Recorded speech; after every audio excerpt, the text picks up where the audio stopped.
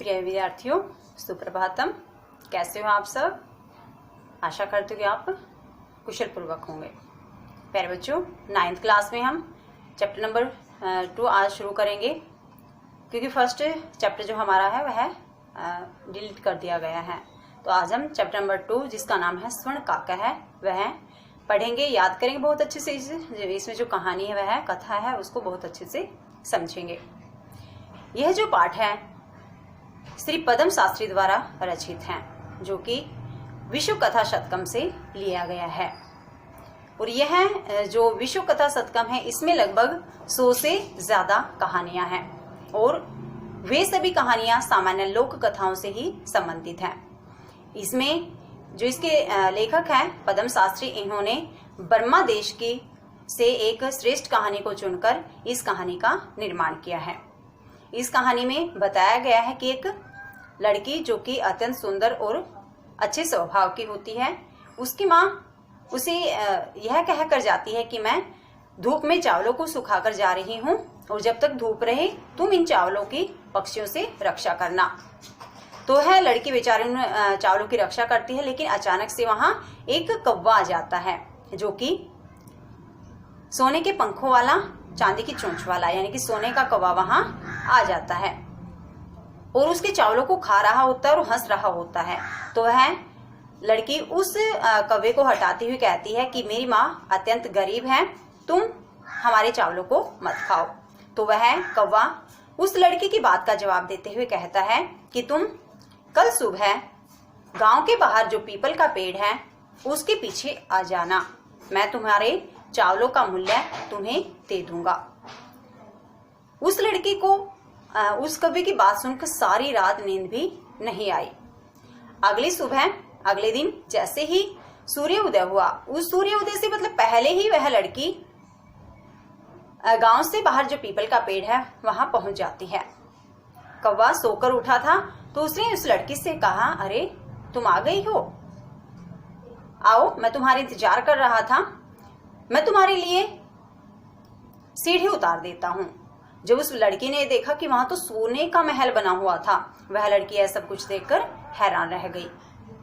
वह कौवा पूछता उस लड़की से कि मैं तुम्हारे लिए सोने की सीढ़ी उतारूं, चांदी की या फिर तांबे की? लेकिन उस लड़की ने बिल्कुल निश्चल भाव से कहा कि मैं एक गरीब माँ की लड़की हूँ, गरीब माँ की बेटी हूँ, तुम मेरे लिए तांबे की ही सीढ़ी उतार दो।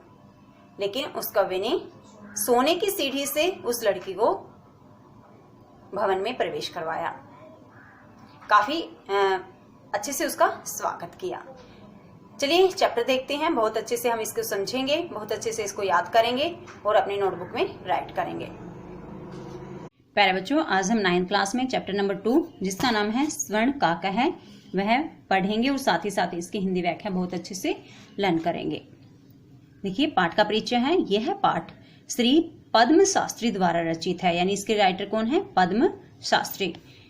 इनके द्वारा रचित विश्व कथा शतकम नामक कथा संग्रह पर आधारित है, यानी पद्म शास्त्री ने एक रचना रची थी जिसका नाम था विश्व कथा शतकम। यह उसी पर ही आधारित है, जिसमें विभिन्न देशों की 100 लोक कथाएं विद्यमान है। अनेक देशों से संबंधित है लोक कथाएं, जैसे हमारी हरियाणा से संबंधित कथा तो हमारी वो लोक कथा बन जाती है। प्रस्तुत पाठ बर्मा देश के एक श्रेष्ठ कथा को आधार बनाकर दिया गया है। तो यह पाठ बर्मा देश की एक श्रेष्ठ कथा को आधार बनाया गया, और उसी के आधार पर जिसमें एक सोने के पंखों वाले और चांदी की चोंच वाले कौवे के माध्यम से सच्चाई, त्याग और संतोष वृत्ति के सुपरिणाम के साथ साथ लोभ और असत्य के दुष्परिणाम का भी वर्णन किया गया है। अर्थात अगर किसी व्यक्ति के मन में सच्चाई है, त्याग है और बिल्कुल संतुष्ट वृत्ति का है, तो उसे क्या लाभ होता है, और अगर कोई व्यक्ति लोभ करता है और झूठ बोलता है तो उसके क्या क्या परिणाम, दुष्परिणाम मनुष्य को भोगने पड़ते हैं। बहुत ही अच्छी स्टोरी है, ध्यान से समझना है इसको, साथ साथ हिंदी बहुत अच्छे से समझनी है। पूरा कस्मिश्चित ग्रामे एका निर्धना वृद्धा स्त्री न्यवसत। पूरा प्राचीन काल में कस्मिश्चित ग्रामे किसी गांव में एका एक निर्धन वृद्धा बूढ़ी स्त्री न्यवसत निवास करती थी या रहती थी। प्राचीन समय में किसी गांव में एक बूढ़ी वृद्ध औरत रहती थी। तस्याश्च एका दुहिता विनम्रा मनोहरा च आसीत। तस्या उसकी एका दुहिता एक जो बेटी थी, विनम्रा वह बड़ी विनम्र थी, और मनोहरा च आसीत और मनोहर यानी कि सुंदर थी। उसकी एक विनम्र और मनोहर दुहिता बेटी आसीत थी। एक बार माता स्थाल्याम यानी कि थाली में तंडुलाम यानी चावलों को निक्षिप्य यानी कि डालकर, जैसे हम कई बार सुखाते हैं ना चावल वगैरह, तो वही चीजें एक बार माता स्थाल्याम थाली में तंडुलान निक्षिप्य चावलों को सुखाकर पुत्री में आदेशत पुत्री को उसने आदेश दिया। एक बार माता ने थाली में चावलों को डालकर पुत्री को आदेश दिया, सूर्य आतपे सूर्य के तपने तक तंडुलान खगेभ्य रक्षा चावलों की खगेभ्य पक्षियों से रक्षा करनी है। तो देखो प्यारे बच्चों, कई बार हम चावल वगैरह सुखाते हैं ना, तो फिर ये भी देखते हैं कि कोई पक्षी ना उनको खा ले। तो यही चीज है सूर्य आतपे यानी कि सूर्य की धूप है, जब तक सूर्य की धूप है तंडुलाम इन चावलों की खगेभ्य रक्षा पक्षियों से रक्षा करो। किंचित कुछ कालांतरम कुछ समय बाद एक विचित्र काका यानी कौवा सम उड्डय उड़कर तस्या समीप अगच्छत उसके समीप आ गया।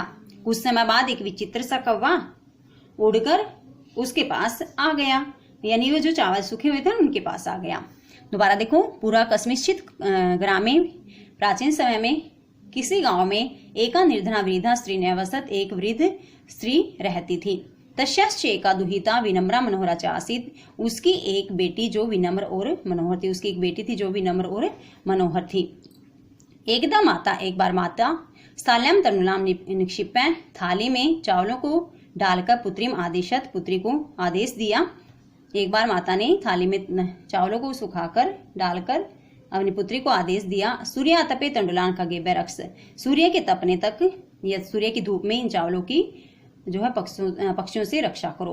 किंचित कालांतरम कुछ समय बाद एक विचित्र काका एक विचित्र कौवा सम उड्डय उड़कर तस्या समीपम अगच्छत उसके पास आ गया।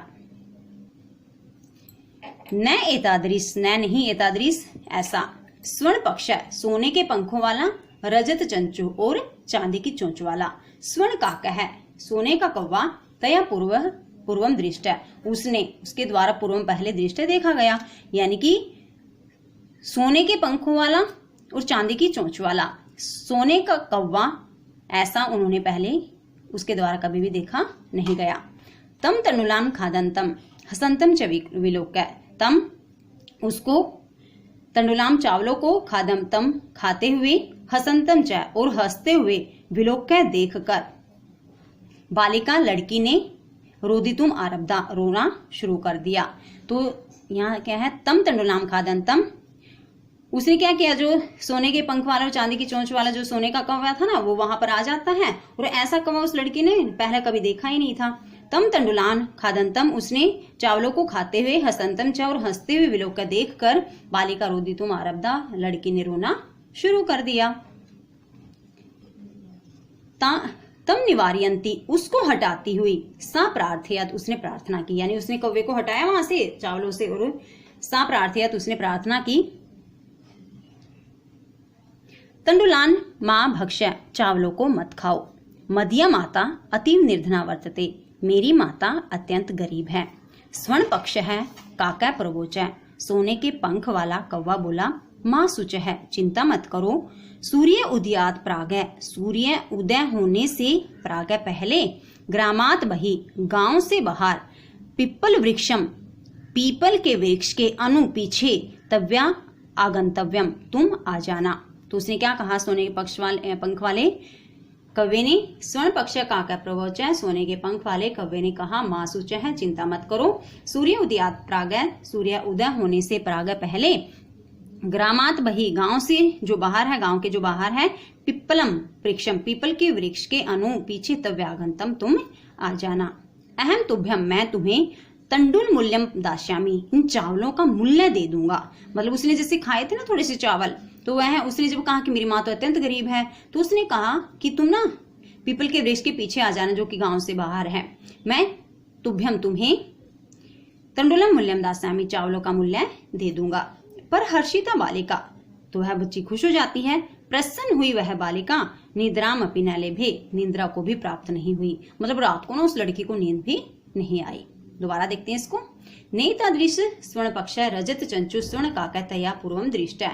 ऐसा सोने के पंख वाला और चांदी की चोंच वाला सोने का कौवा तया न पूर्वम दृष्ट, उसके द्वारा पहले नहीं देखा गया।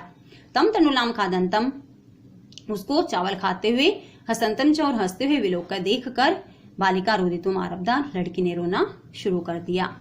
तम निवार्यंती, उसको हटाते हुए सा प्रार्थयत, उसने प्रार्थना की। तंडुलाम माँ भक्ष्य, चावलों को मत खाओ। मदिया माता तीव्र निर्धना वर्तते, मेरी माता अत्यंत गरीब है।